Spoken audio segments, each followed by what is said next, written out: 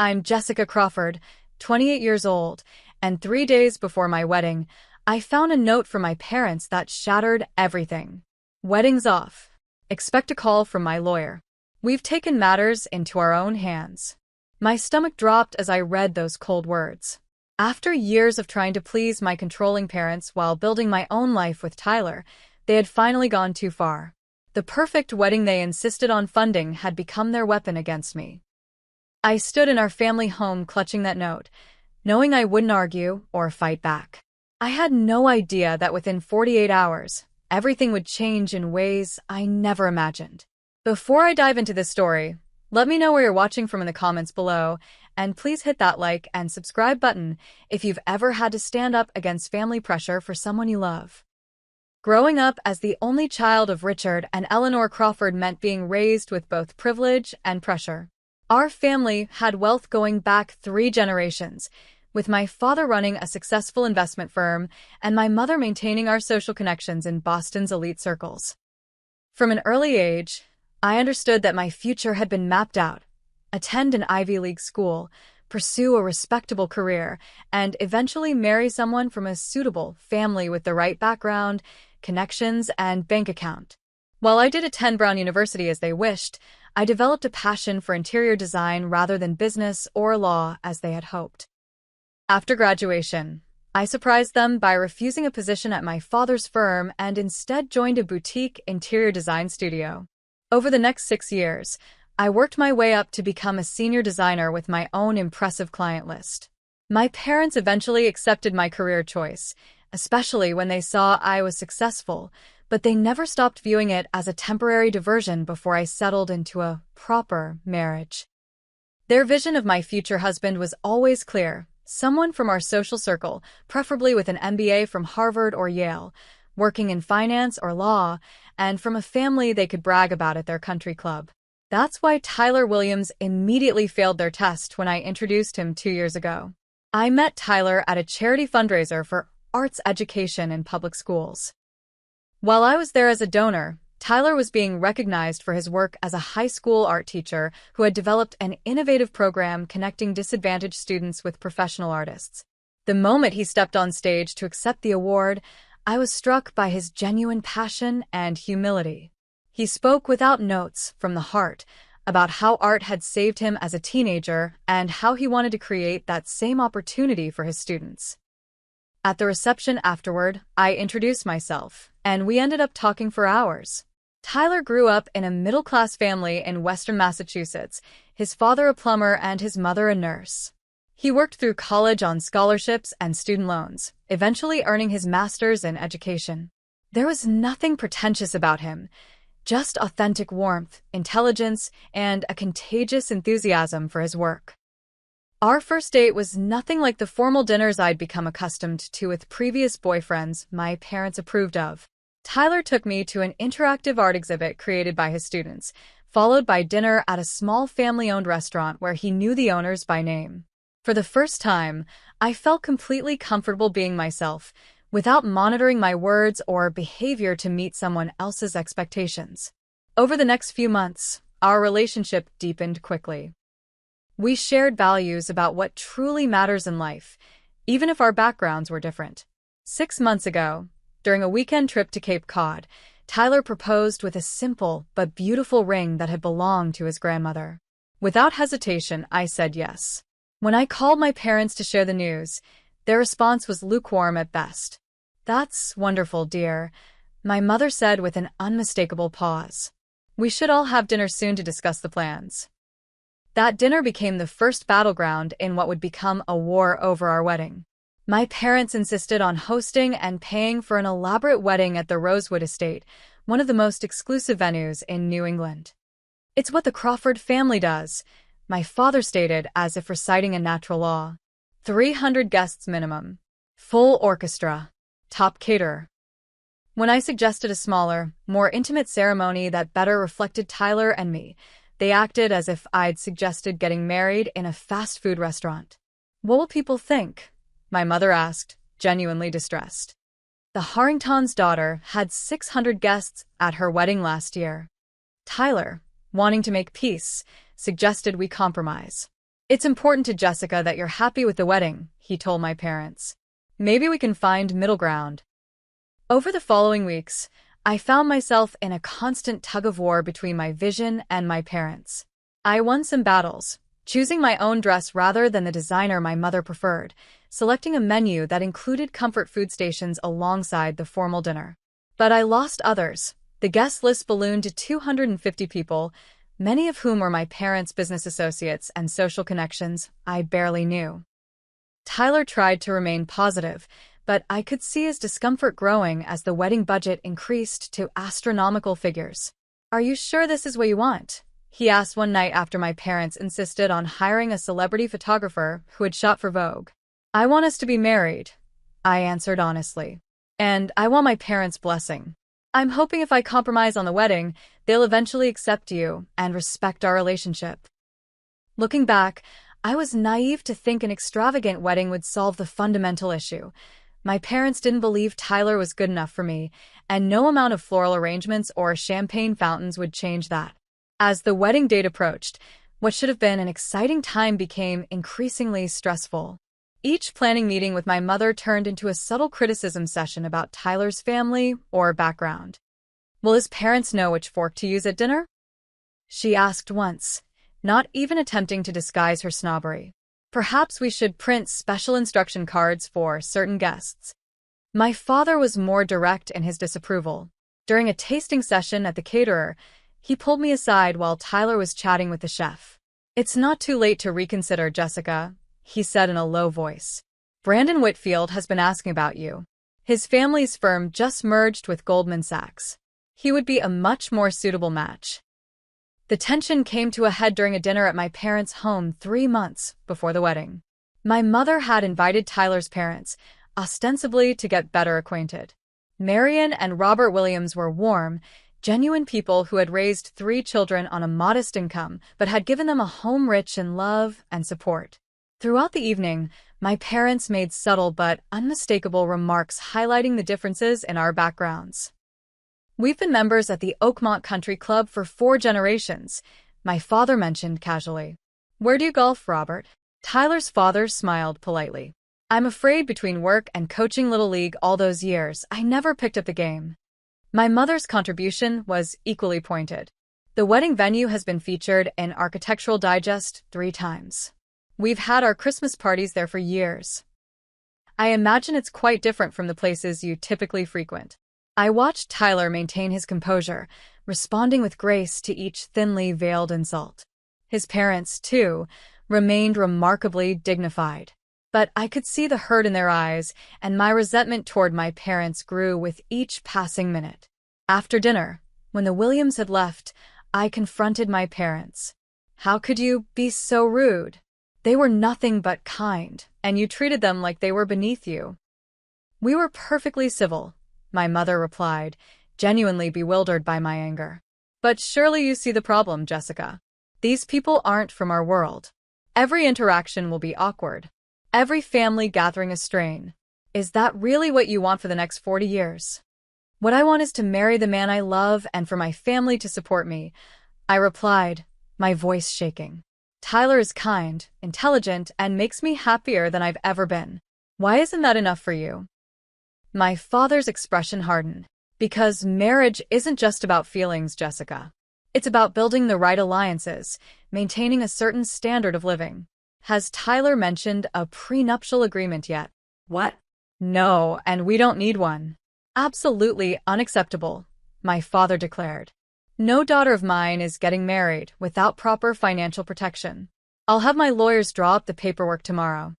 That was the line I refused to cross. "No. I won't ask Tyler to sign a prenup.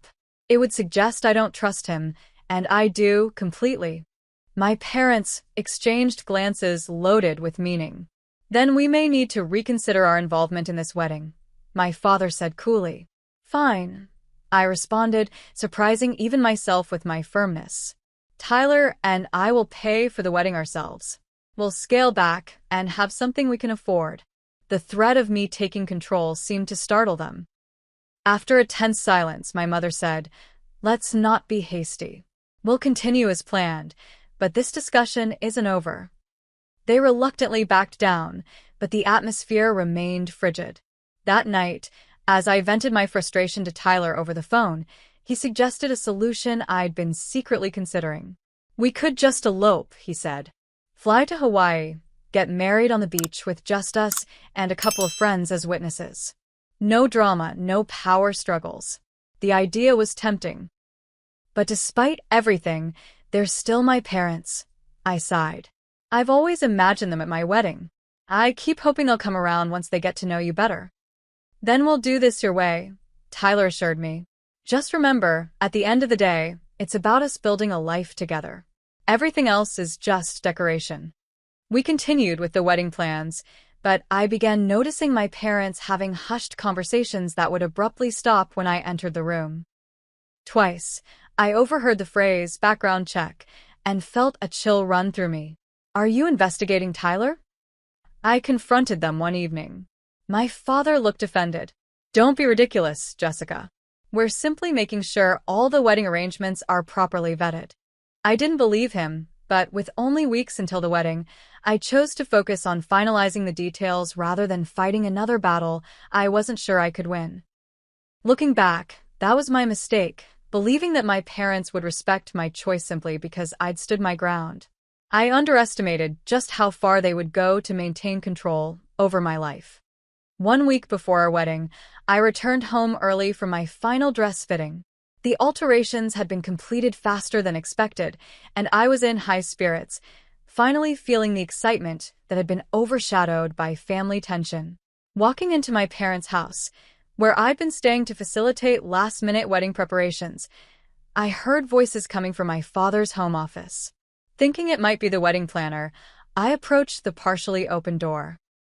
"So there's nothing more substantial we can use?" I heard my father ask. A voice I didn't recognize replied, "The financial issues are mostly student loans, typical for someone in education. As for the relationship timeline, it's ambiguous enough that it depends how you interpret it." My mother's voice chimed in, but there was definitely overlap. "That's what matters."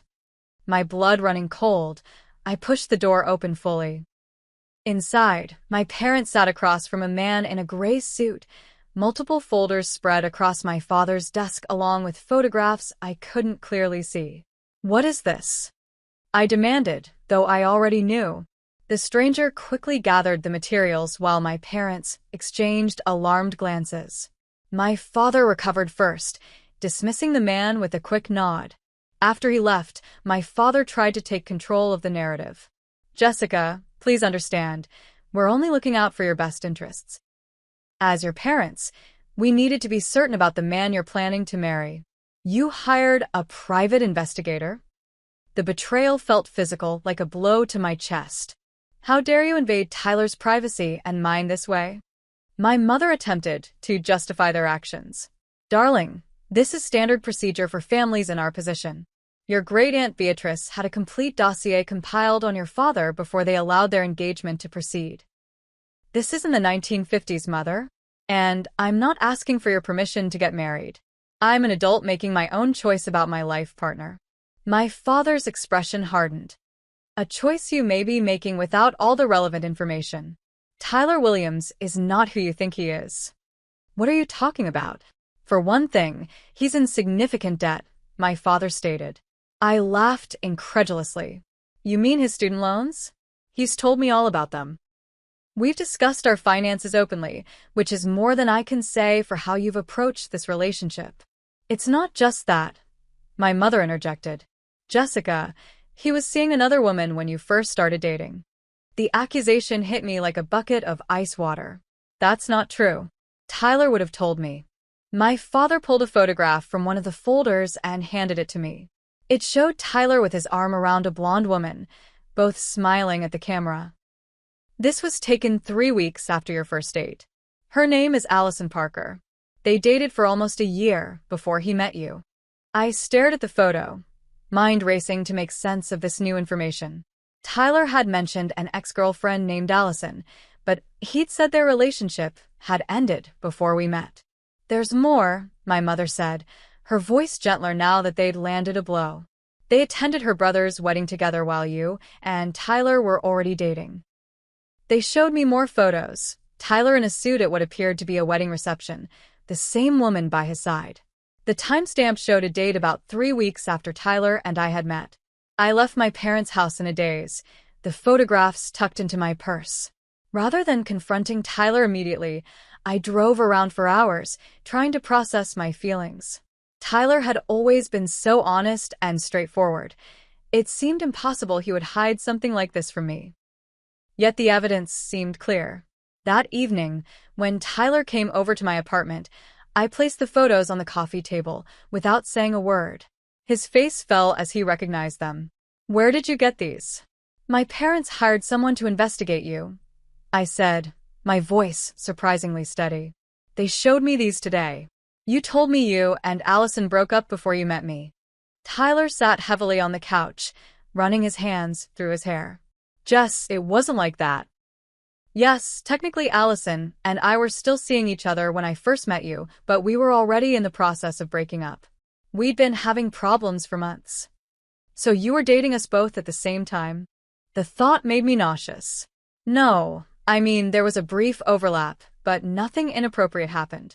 After I met you at that fundraiser, I knew something special was happening between us. I ended things with Allison officially the next week."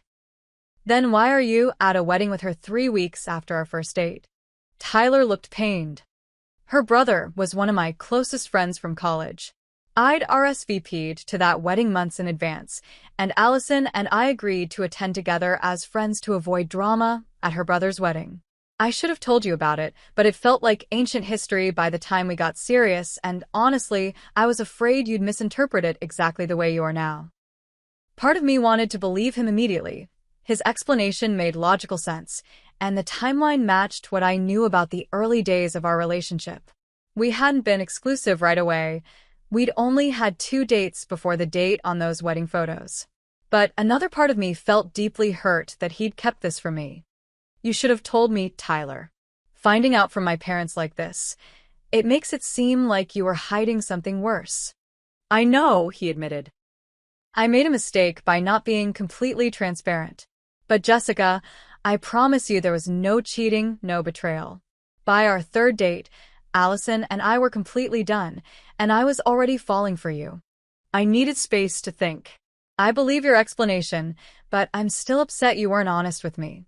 I think I need some time alone tonight." Tyler looked devastated but nodded. "I understand. Just please know that I love you, and there's nothing else I've kept from you. Your parents are trying to find any reason to break us up. Please don't let them succeed over something that happened 2 years ago, before we were even really together."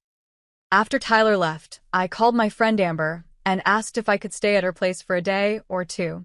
I needed neutral territory to sort through my feelings, away from both Tyler's earnest explanations and my parents' manipulations. Amber welcomed me, without judgment. "Whatever you decide, I'm here for you," she assured me. Over the next 2 days, my parents called constantly, leaving voicemails urging me to cancel the wedding. "It's not too late to back out gracefully," my mother insisted. "People will understand. We can issue a statement about mutual differences." I let their calls go to voicemail while I reflected on my relationship with Tyler. In 2 years together, he had never given me any reason to doubt his honesty or commitment. He'd been patient with my parents' coldness, supportive of my career, and loving through all our challenges. Was I really going to throw away our future over an unclear situation from the very beginning of our relationship, especially when my parents had gone to such underhanded lengths to expose it? By the 3rd day, I had made my decision. I trusted Tyler. His explanation made sense, and while I wished he'd told me earlier, I understood why he hadn't.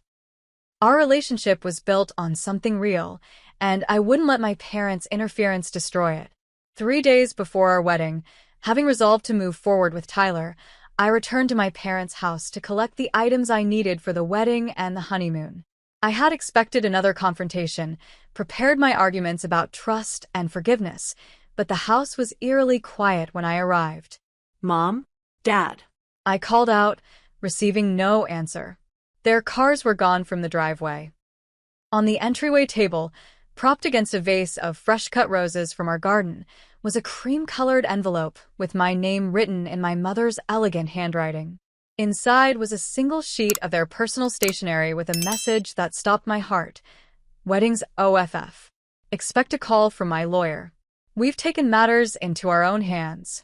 My first thought was that this must be some kind of extreme scare tactic, my parents' last-ditch effort to make me reconsider. With shaking hands, I called Tyler.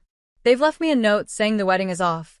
I told him, my voice trembling despite my efforts to stay calm. They mentioned lawyers and taking matters into their own hands. Have you heard anything?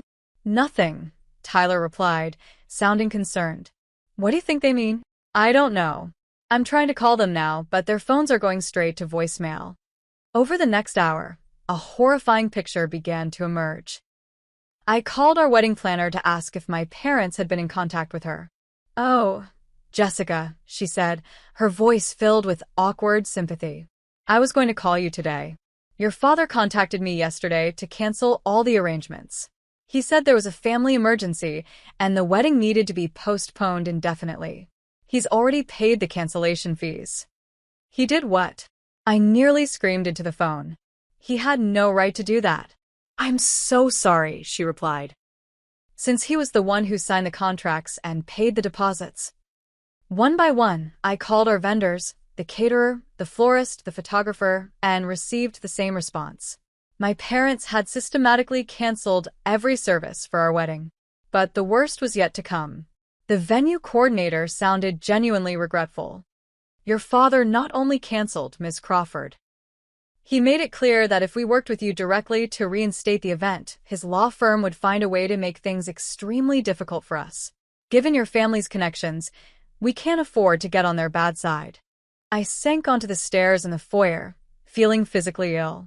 My parents hadn't just withdrawn their support, they had actively sabotaged our wedding, using their wealth and influence as weapons. Tyler arrived at the house 30 minutes later, his face tight with concern. When I showed him the note and explained what I discovered, I expected anger, perhaps suggestions that we pursue legal action of our own. Instead, he sat beside me on the stairs and took my hands in his. Jessica, I'm so sorry they've done this to you, he said gently. But listen to me, this doesn't change anything about us. We still have each other. We can still get married, maybe not in 3 days and not with 250 guests, but we can figure this out. His calm in the face of this crisis steadied me. I won't let them control my life this way, I said, finding my resolve. I won't argue with them or fight about the money they've spent. That's what they want, for me to beg and negotiate. But this is our wedding, our life. If they don't want to be part of it, that's their choice. Tyler helped me gather my belongings, my wedding dress, the honeymoon luggage I'd already packed, personal items I didn't want to leave behind. As we carried everything out to his car, I took one last look at the house where I'd grown up, feeling a profound sense of loss but also a strange liberation. For the first time, I was choosing my own path without seeking my parents' approval. We drove to Tyler's apartment, which would soon be our shared home. Once we had brought everything inside, the emotional weight of the day finally caught up with me. I collapsed onto his couch and burst into tears, not delicate, dignified tears, but ugly, wrenching sobs that came from the deepest part of me. Tyler held me without trying to stop my crying, understanding that I needed to release the pain and betrayal. Let it all out, he murmured, stroking my hair. I'm here. We're going to get through this together. When I could finally speak again, I looked up at him with swollen eyes. What are we going to do about the wedding? Everything's canceled. Everyone's been told it's not happening. Before Tyler could answer, my phone rang. It was Amber. Jessica? What the hell is going on? Your mother just called me saying the wedding is canceled because you found out something terrible about Tyler. She was very vague but implied he'd been unfaithful or something. I told her that sounded like complete bullshit, but I wanted to check on you. I explained the situation, including my parents' investigation and their unilateral decision to cancel everything. Those manipulative monsters, Amber said, her loyalty warming my heart. Listen, we're not letting them win. I'll start calling everyone on your side of the guest list right now. Tyler can contact his people. We'll explain there's been a family dispute, but the wedding is absolutely still happening. We just need to figure out where. After I hung up, Tyler looked at me questioningly. Is that what you want? To still try to have the wedding this weekend? I thought about it for a moment. Yes, I said firmly. Not because I'm in a hurry, but because I won't let them dictate our lives this way. It won't be what we originally planned, but maybe that's better. Something smaller, more authentic to us. Tyler smiled, the relief evident on his face. I like that idea. Actually, I've always thought the big production wasn't really you anyway. It wasn't, I admitted. I got caught up in trying to please my parents, thinking if they saw how happy I was, they'd eventually accept you. I was wrong. We spent the evening making calls, explaining the situation to friends without going into hurtful details, and exploring alternative venues that might be available on short notice. Tyler's mother immediately offered their backyard for the ceremony. Several friends volunteered to help with food, decorations, and music. By midnight, exhausted but determined, we had the beginnings of a new plan. It wouldn't be the elaborate society wedding my parents had envisioned, but it would be genuine and filled with people who truly supported us. As we finally went to bed, I felt a strange mixture of heartbreak and hope, devastated by my parents' betrayal but strengthened by the knowledge that Tyler and I were facing this challenge united. What I didn't know then was that the next 48 hours would bring developments I could never have anticipated. The next morning, just as I was making coffee in Tyler's kitchen, my phone rang with an unfamiliar number. Against my better judgment, I answered. Jessica Crawford? This is Jonathan Blackwell from Blackwell, Stern and Associates. I represent your parents, Richard and Eleanor Crawford. I'm calling to discuss the legal implications of your current situation. My hands tightened around the phone. What legal implications? I'm an adult choosing to get married. There's nothing to discuss. The lawyer's voice remained professionally detached. I'm afraid it's not that simple, Miss Crawford. Your parents have instructed me to inform you that they are taking steps to protect family assets. The trust fund established for you has conditions regarding marriage that you may not be aware of. What conditions? I've never been told about any conditions. My trust fund had been established by my grandparents when I was born, set to fully mature when I turned 30 or when I got married, whichever came first. There's a clause allowing the trustees, your parents, to withhold distribution if the marriage is deemed unsuitable. He paused delicately.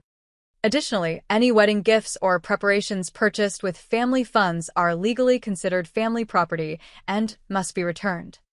My anger flared. That's ridiculous. You can't possibly enforce something like that. We're also filing for a temporary restraining order preventing you from accessing the family vacation properties, business interests, and certain heirloom items until this matter is resolved.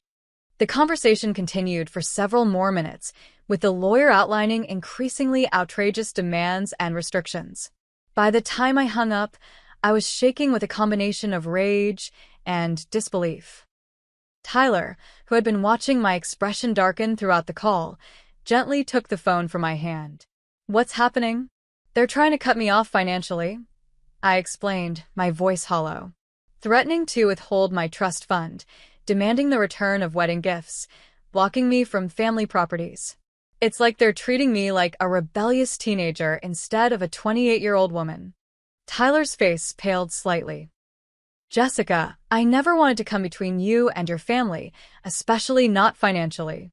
Maybe we should postpone the wedding, give everyone time to calm down. No, I interrupted firmly. That's exactly what they want. They think if they threaten my financial security, I'll fall in line. But I don't care about the money, Tyler. I care about us. Though I meant what I said, I also knew we needed legal advice of our own. Later that morning, I called Marcus Goldstein, a lawyer I'd met through my work who specialized in family law. He agreed to see us immediately. Marcus's office was a stark contrast to what I imagined my parents' high-powered legal team worked in, small, cluttered with books, and decorated with children's artwork. But his reputation was excellent, and more importantly, he had no connections to my parents' social circle. After listening to our story, including the details about the trust fund, Marcus leaned back in his chair with a thoughtful expression. Your parents are bluffing, at least about the trust fund. I'd need to see the exact language. But trusts established by grandparents typically can't be modified with new conditions after the fact. If there was no morality clause or approval requirement in the original trust documents, they can't add one now. A weight lifted from my shoulders. So they can't actually withhold my trust fund? Almost certainly not. As for the wedding gifts and preparations, if they were explicitly presented as gifts to you, they're legally yours, regardless of who paid for them. The restraining order regarding properties depends on ownership structure, but it's likely just another intimidation tactic. Tyler, who had been quiet during much of the consultation, finally spoke up. What should we do next? Marcus smiled. First, don't panic. Second, I'll request copies of all the relevant documents, trust agreements, property deeds, anything that establishes Jessica's legal rights. Third, and most importantly, proceed with your lives as you see fit. Getting married is a legal right that your parents can't interfere with. As we left Marcus's office, my phone began buzzing with notifications. Friends were messaging about strange calls they'd received from my mother, asking probing questions about Tyler, and suggesting the wedding was canceled due to concerning information about him. They're trying to turn my friends against you, I said in disbelief as I scrolled through the messages. Most of my close friends, like Amber, had seen through the manipulation. But some acquaintances and more distant social connections were already sending politely worded messages expressing understanding about the difficult decision and hoping I was taking care of myself during this challenging time. It hurt to see how quickly some people accepted my parents' version of events without even checking with me. But it was also clarifying, showing me who my true friends were and who was merely part of the social network my parents had cultivated. The unexpected silver lining through all of this was Tyler's family. When we called to update them on the situation, their support was immediate and unconditional. Those people have no idea what they're throwing away, Tyler's mother Marion said firmly. You're welcome in our family exactly as you are, Jessica. No conditions, no expectations. His father Robert immediately offered practical help. I've got a buddy who's a justice of the peace. If you need someone to officiate on short notice, he'll be there. Tyler's sister Rachel called shortly after with another offer. I still have all the decorations from my wedding last year.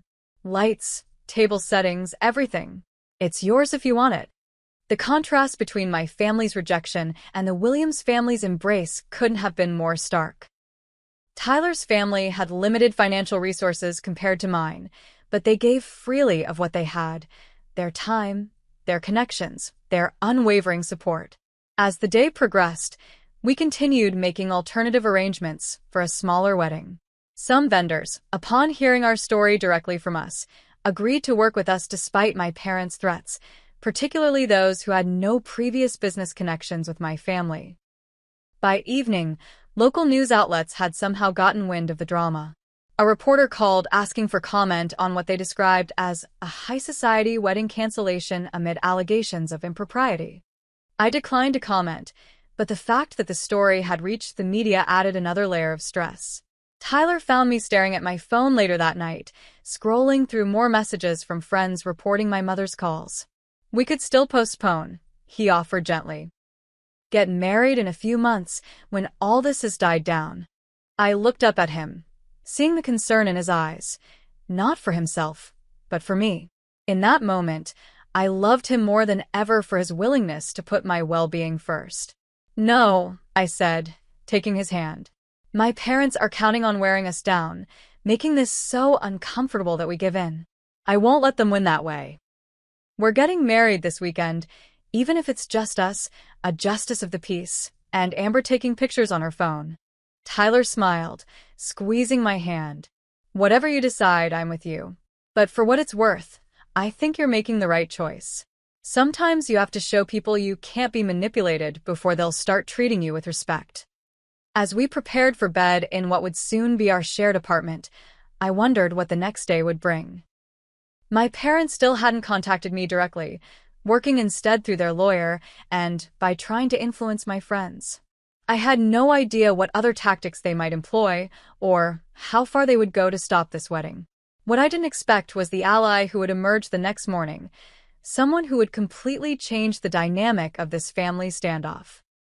Exactly 48 hours after finding my parents' note, I was sitting at Tyler's kitchen table making lists of what we would need for our scaled-down wedding when the doorbell rang. Tyler, who had gone out to pick up breakfast, wasn't due back yet, so I approached the door cautiously, half expecting to find another lawyer, or perhaps even my parents themselves. Instead, I opened the door to find my grandmother Margaret standing there, her silver hair perfectly styled as always, wearing one of her trademark tailored suits. "Grandma?" I said in shock. My father's mother lived primarily in New York and rarely visited Boston without advance notice. At 82, she still maintained an active social calendar and served on multiple charitable boards. "Hello, dear," she said calmly. "May I come in? I believe we have matters to discuss." Still stunned, I stepped aside to let her enter. Grandmother Margaret had always been kind to me, but she was also a formidable woman who had navigated Boston's high society for decades with grace and steel. I had no idea which side of this family dispute she would take. She surveyed Tyler's modest apartment with interest rather than judgment. "So this is where you'll be living? It has good bones. Excellent light in this room." "Grandma," I said, finding my voice. "How did you know I was here? Did my parents send you?" She laughed, a surprisingly youthful sound from such an elegant older woman. "Your parents have no idea I'm here. In fact, they'd be quite upset if they knew." She settled herself on Tyler's couch and patted the space beside her. "Sit down, Jessica.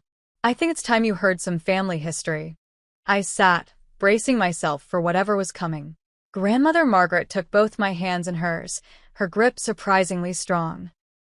"First, let me say that I am deeply disappointed in how your parents have handled this situation. Their behavior is shameful and does not reflect the values I thought I had instilled in your father." Relief washed over me. "Then you don't agree with what they're doing?" "Certainly not. But I'm not entirely surprised either. You see, Jessica, history is repeating itself in our family. 60 years ago, I was in a position very similar to yours." This was news to me. I'd always known my grandparents as the perfect society couple, their marriage apparently arranged from within their social circle. "Your grandfather Harrison came from the right family, attended the right schools, and moved in the right circles," Grandmother continued. "But he wasn't my first choice. Before him, I fell in love with a young architect named Daniel. Brilliant, creative, from a middle-class family in Philadelphia. My parents were horrified." "What happened?" I asked, fascinated by this revelation. "My parents did exactly what Richard and Eleanor are doing to you. They threatened to cut me off, canceled my engagement party, and spread rumors about Daniel's character. And I—" She paused, a flash of old regret crossing her face. "I gave in. I broke things off with Daniel and married Harrison 3 months later." "Were you unhappy with Grandpa?" "I had always seen them as content together. Harrison and I built a good life. We developed respect and affection for each other over time. But I never felt with him what you clearly feel for Tyler, that spark, that sense of true partnership. I don't want you to make the same compromise I did, especially not because of pressure from your parents." She reached into her handbag and pulled out an envelope. "Which brings me to why I'm here. Your parents seem to have forgotten who established that trust fund they're threatening to withhold." I looked at her in confusion. "I thought my grandparents on both sides contributed to it." "Indeed we did. And while your mother's parents are no longer with us, I am very much alive and still a co-trustee. I've spent the morning with my lawyer reviewing the documents. Your parents have absolutely no legal right to withhold your trust based on their disapproval of your marriage. None whatsoever." She handed me the envelope. "This is a letter from my attorney confirming your rights to the trust, regardless of whom you marry. I've also instructed him to proceed with a transfer of your portion of the trust to accounts solely in your name, which should have been done when you got engaged anyway." I stared at the envelope, hardly able to believe what I was hearing. "Grandma, I don't know what to say." "You don't need to say anything, dear. But that's not all I've done this morning. A small, satisfied smile played at her lips. I've also had some conversations with the management at the Rosewood estate and several of your vendors. It seems my name still carries some weight in this town, particularly with people who appreciate the charitable donations I've made to their children's education funds over the years. The doorbell rang again, and this time it was a courier with an envelope addressed to me. I opened it to find a letter from the Rosewood estate. Dear M.S. Crawford, we are pleased to confirm that your wedding reservation for this Saturday has been reinstated as originally planned. We apologize for any confusion and look forward to hosting your special day. Sincerely, the management, Grandma, I gasped. How did you do this? Her eyes twinkled. Let's just say I reminded certain people that the Crawford family name doesn't belong exclusively to your parents, and that my influence extends to areas they might not have considered. More importantly, I pointed out that bowing to intimidation tactics sets a terrible precedent for any business. Throughout the morning, similar messages arrived from the caterer, the florist, and other vendors, all confirming that our original arrangements had been reinstated. My phone began buzzing with calls from friends who had received new information clarifying that the wedding was indeed proceeding as planned. When Tyler returned and I introduced him to my grandmother, she studied him with keen eyes before nodding approvingly. I can see why Jessica chose you. You have integrity in your face, young man. Tyler, who had heard enough about the formidable Margaret Crawford to be slightly nervous, relaxed visibly at her acceptance. Thank you for supporting us, Mrs. Crawford. It means more than I can say. Call me Margaret, she replied warmly. And I haven't done anything extraordinary. I've simply ensured that my granddaughter can make her own choices, as every adult should be allowed to do. Over lunch, Grandmother shared more about her own experience and offered wisdom about navigating family conflict. Your parents are acting from fear, she explained. Fear that you're rejecting their values, fear of change, fear of losing control. It doesn't excuse their behavior, but understanding it might help you find a path forward eventually. Do you think they'll ever accept Tyler? I asked, voicing my deepest concern. Time will tell. Your parents are stubborn, but they do love you in their way. Once they see they can't control your choices, they'll have to decide whether their pride is worth losing their daughter. As afternoon approached, Grandmother prepared to leave. I've arranged to stay at the Four Seasons until after the wedding, she informed us. I assume I'm still invited? Of course, I said, hugging her tightly. Would you consider walking me down the aisle? Since my father won't be there? Tears glistened in her eyes, the first time I'd ever seen my composed grandmother cry. It would be my greatest honor, Jessica. After she left, Tyler and I sat in stunned silence for several minutes. I can't believe everything that's happened in the past 2 days, I finally said. From thinking our wedding was completely ruined to having it all put back together again. Tyler squeezed my hand. Your grandmother is amazing. Definitely see where you get your strength from, and it's not from your parents. As we resumed wedding preparations with renewed energy, I reflected on the unexpected gift my parents' interference had ultimately given us, clarity about what truly mattered and who truly supported us. The wedding would proceed with or without my parents, and while their absence would leave a hole in my heart, it would also remind me that I had chosen authenticity over approval, just as my grandmother wished she had done 60 years ago. Saturday morning dawned clear and perfect, the kind of crisp autumn day that photographers dream about for outdoor wedding photos. As I prepared in one of the Rosewood Estate's elegant suites, surrounded by Amber and my bridesmaids, there was a surreal quality to the moment. After the emotional roller coaster of the past week, it seemed almost miraculous that we were here, proceeding with our wedding as planned. My parents had maintained their silence, neither responding to the news that the wedding was back on nor making any further legal threats. Their absence created a bittersweet undercurrent to the day, but I refused to let it overshadow my happiness. You look absolutely beautiful, Amber said as she helped adjust my veil. I'd chosen a simpler dress than my mother had originally pushed for, an elegant A-line gown with delicate lace detailing rather than the princess ball gown dripping with crystals that would have better suited my mother's vision. I feel, right, I replied, studying my reflection. Like I'm truly myself today. A knock at the door revealed my grandmother, resplendent in a silver-blue ensemble that complemented her eyes. "It's almost time, dear," she said, her voice steady but her eyes bright with emotion. As the music began and we prepared to walk down the aisle, grandmother took my arm. "Remember," she whispered, "you're not losing a family today. You're expanding one." The ceremony was more moving than I could have imagined. Standing before our guests, a smaller group than originally planned but filled with people who truly cared about us, I felt a certainty I hadn't expected given the chaos of the previous days. Tyler's vows brought tears to my eyes. "Jessica, when we met, I never imagined someone like you would choose someone like me. These past days have tested us in ways neither of us anticipated, but they've only strengthened my certainty that you are the strongest, most determined woman I've ever known.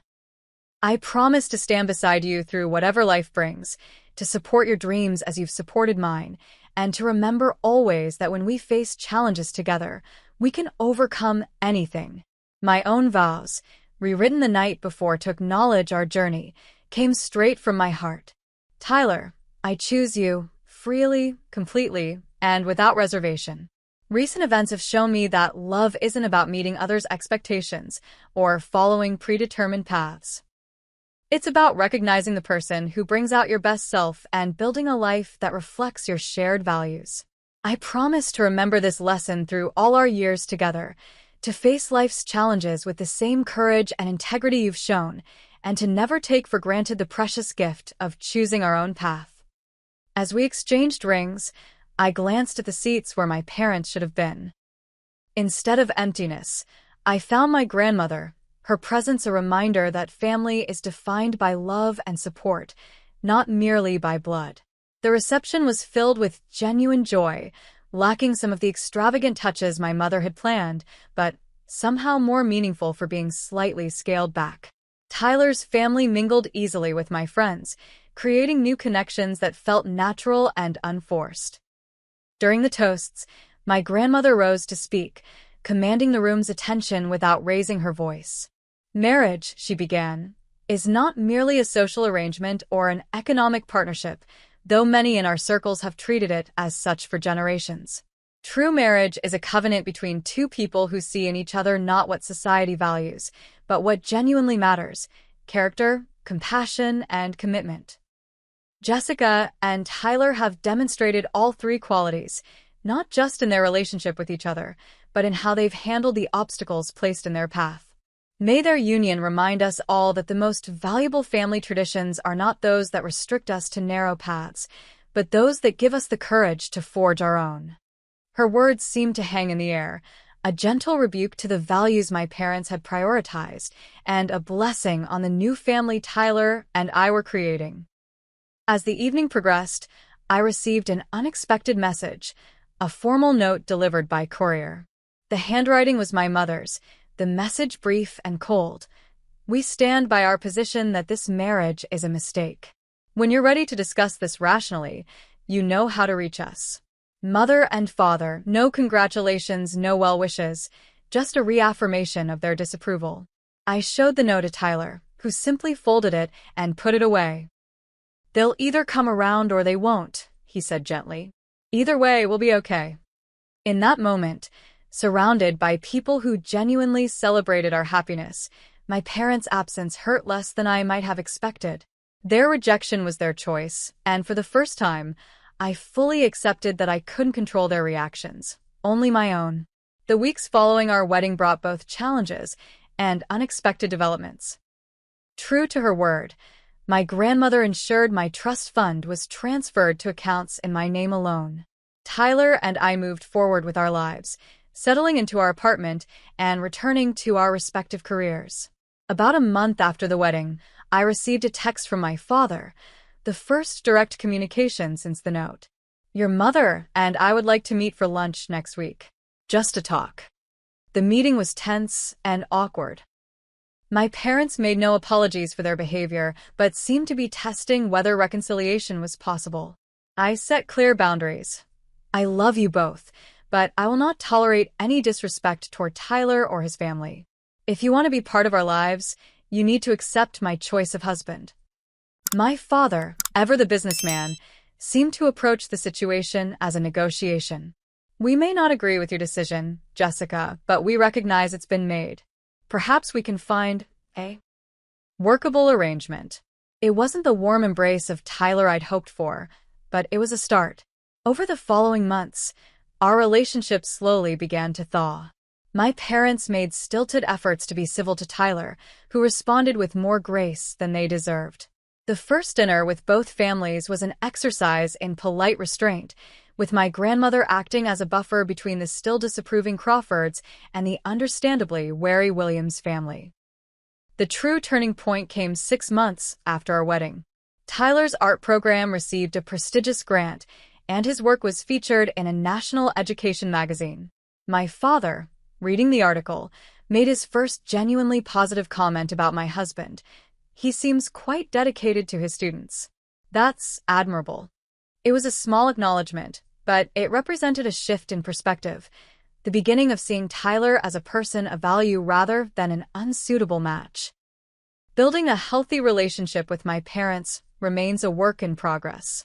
There are still moments of tension, still occasions when old patterns emerge. But I've learned to maintain firm boundaries while leaving the door open for growth and change. The experience transformed me in ways I never expected. The people-pleaser who had tried for years to balance her own desires with her parents' expectations was replaced by a woman who understood her own worth and the importance of making choices based on authentic values rather than external approval. My relationship with Tyler deepened through the crisis we weathered together. Facing such significant opposition before we even married gave us confidence that we could handle whatever challenges life might bring.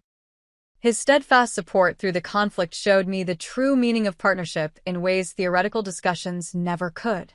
Perhaps most surprisingly, I developed a new appreciation for family legacy, not the superficial version my parents had tried to enforce, but the deeper values my grandmother embodied: courage, integrity, and the wisdom to recognize what truly matters in life.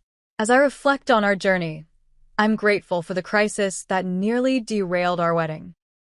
Without that challenge, I might never have discovered my own strength or fully appreciated the genuine support system we had built. I might have continued seeking my parents' approval rather than finding my own path. The note my parents left me, "Wedding's off. Expect a call from my lawyer," was intended to control and manipulate. Instead, it became the catalyst for my liberation from patterns that had constrained me for years. Those 48 hours between finding the note and my grandmother's intervention were among the most painful of my life, but they led to a clarity and confidence I might otherwise never have found. To anyone facing similar family pressures or trying to balance personal authenticity with family expectations, I would say this: stand firm for what matters most to you. The path may be difficult, the conflicts painful, but the freedom to build a life based on your true values is worth every moment of struggle. Thank you for listening to my story. I'd love to know if you've ever had to stand up to family pressure for someone or something you believed in. How did you handle it, and what did you learn from the experience? Please share your thoughts in the comments below, and if this story resonated with you, hit that like button and subscribe to hear more real-life experiences. And remember, sometimes the most painful notes can lead to the most beautiful symphonies. You just have to be brave enough to play your own music.